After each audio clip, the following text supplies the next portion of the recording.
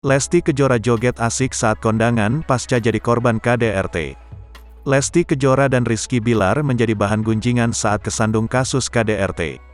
Rumah tangga yang selama ini terlihat adem ayem itu rupanya diisi oleh kekerasan yang dilakukan oleh Rizky Bilar. Puncaknya adalah saat Lesti mengaku dibanting dan dicekik oleh Rizky Bilar dan melaporkan suami ke polisi. Namun, publik yang awalnya bersimpati dengan langkah yang diambil oleh Lesti malah dibuat kecewa karena sang biduan menarik laporannya.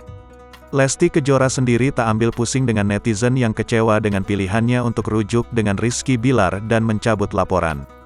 Lesti juga yakin jika Rizky Bilar telah berubah dan menyesal. Lesti juga membantah akan bercerai dengan Rizky Bilar dan malah akan segera mempertemukan sang suami dengan anaknya. Kini Lesti Kejora pun tak lepas dari sorotan netizen selepas menjadi korban KDRT. Dilansir Grid.id dari akun Instagram @rumpi_gosip pada Sabtu, tanggal 19 November tahun 2022, Lesti Kejora malah tampil energik di pernikahan kakak Rizky Bilar. Dalam momen itu, Lesti Kejora yang memakai kebaya biru tua tampak asik ikut berjoget melenggak-lenggok bersama tamu lain.